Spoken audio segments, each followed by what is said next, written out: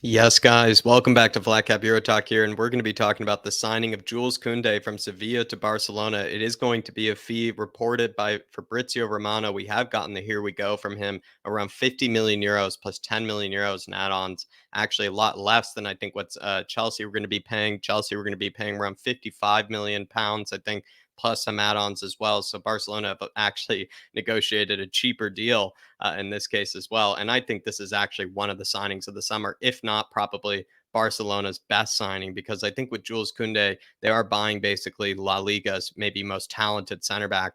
If you ask me, he's been probably one of the best passing center backs in Europe's top five leagues for a considerable amount of time, probably over the past maybe 2 seasons. You could argue that he is one of Europe's best kind of ball progressing sort of center backs. And with a team like Xavi or Xavi sort of, Barcelona, the way that Barcelona like to play, the fact that he has, gotten most of his success in La Liga. This is an exceptional signing because if Jules Kounde had gone to the Premier League, I feel like there could be some question marks, kind of on the deal. But the fact that he has stayed in La Liga, everyone, I think that's what makes this such an incredible deal for for Barcelona. I think they really are fixing a lot of issues by signing Jules Kounde. But let's take a look at his stats. Take a look at the background, everybody. But in the 2021-22 season, he played 32 matches for Sevilla, registering 2 goals and 1 assist, played over 2,000 minutes there. In the Champions League, he registered close to 500 minutes, but no goals and no assists there. And then 2021-22 Europa League campaign, because they were knocked out of the Champions League, then sent to the Europa League.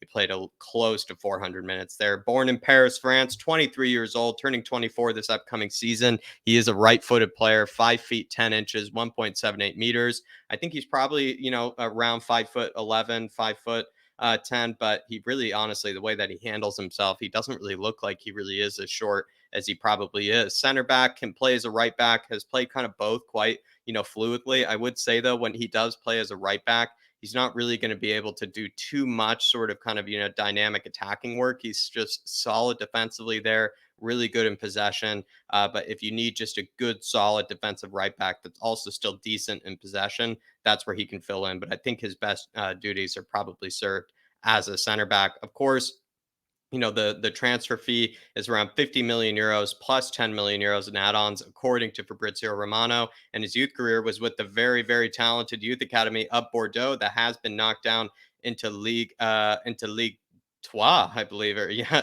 like into the third league, of Liga. So there you are. I mean, that's actually quite sad, but maybe a different topic there. To be fair, when it comes to the stats, what he has brought to, La Liga in his most recent season, he has posted the same numbers that he's been posting for a long time. And I think, when you're looking at Jules Kounde, of course, you're not really getting exceptionally high defensive numbers. What you really are getting is one of the most progressive, kind of sort of center backs, I think, at least in terms of like all of Europe. I find him to be one of the best passing center backs when in terms of trying to build out from the back. I think he can be able to dictate tempo from out there. He can be able to pick out passes that other center backs can't. He's exceptional at being able to carry the ball from out the back.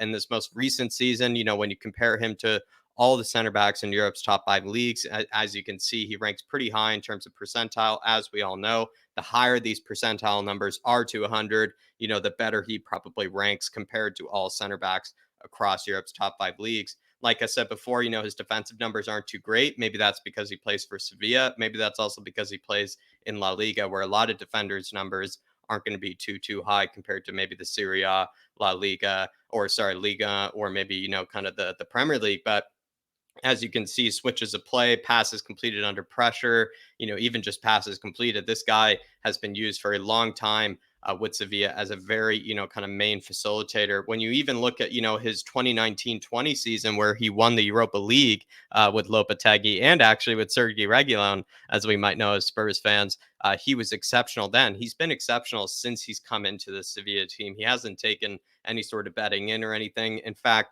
I've been seeing this guy play probably since that 2019-20 season when he did win that Europa League with them. And I already thought then that this guy was one of the best passing center backs I'd ever seen, in quite a long time. I really do think he is such a modern player and such a cool player, to sort of see. He is maybe the example of what maybe the future center back might look in maybe 10 years or so. But again, his passes completed numbers are really, really high. His passes into the final third are high.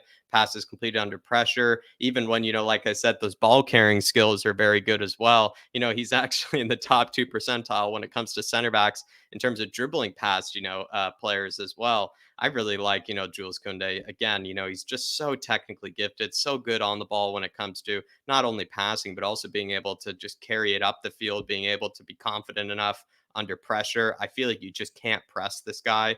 So seriously, I mean, honestly, his numbers have been sensational. And then this is actually 2 seasons ago, 2020-21 season. And again, he was basically in the top 10 percentile, pretty much any passing or progressive stat you could basically find out there. He actually completed the most passes per 90 of his whole, I think, career, in this 2020-21 season with nearly 65 passes completed per 90. Progressive passes, almost five there, passes into the final third, nearly five. Progressive passing distance, which is measured in terms of yards. So again, just to reiterate how progressive this guy is in terms of where he's trying to place his passes. He's not playing sideways passes from left to right. He's playing dynamic forward passes. He averaged around 440 yards of progressive distance when come to his passing per game, and I put him in the top 4 percentile of that. And even his progressive carries, nearly 5.5 progressive carries per 90 there, and puts him in the top 7 percentile. The man was an absolute freak. But everybody, what I would say and why I do think this is one of the best signings is simply because when you do look at Barca center backs, it is probably where they were lacking most. Araujo, I think, is one of the best center backs already in La Liga, but PK, I think, has been wearing on for some time. He has been needing to step out of that starting 11. I feel like the reason even Barcelona have been sort of kind of destroyed by teams like Bayern so much is because of, maybe players like PK in that lineup. They did sign Christensen, of course, but I don't really think most Barca fans would be, kind of convinced by that. Garcia, I feel like, is a bit of a flop. I'm not really sure how well he's going to fit in, or even, if he ever is going to be the center back that Pep probably touted him to be. Mingueza, I believe, is already out the door, and Umtiti is out the door. So it already shows how much they needed this Jules Kounde signing. And then he also, like a kind of, demonstrated with all the stats, he is one of the best passers in La Liga, if not one of the best passers in Europe's top five leagues, playing alongside one of La Liga's best defenders from last season in Araujo. So again, this is such a brilliant signing because you're combining one of the best defenders in La Liga with one of the best passers in La Liga. And this would be a great way, like I said before, to push PK out of that starting 11, which I think has been needed to be done for quite some time. And if you ask me,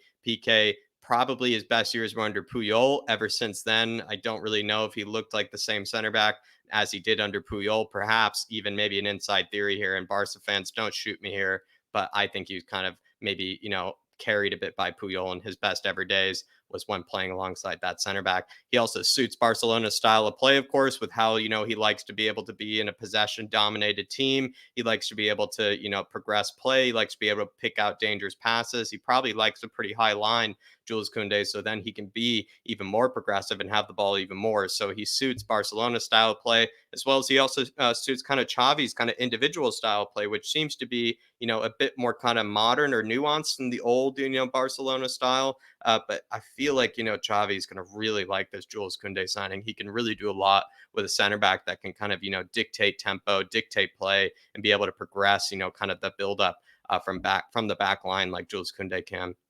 And he is, like we said before, probably the most needed of the Barcelona signings. I think the Kessié signing was an excellent one, but if you ask me, this was desperately needed, the center back signing, which is why I'd probably rate it as one of the best center back signings of this window so far. But everybody, let me know what you think of this in the comments down below. Is Jules Kounde one of the best signings you've ever seen Barcelona make in some time? It at least is for me, but feel free to let me know if you think different in the comments down below. Like I said, everybody, smash that like button on your way out. But as always, I will be seeing you.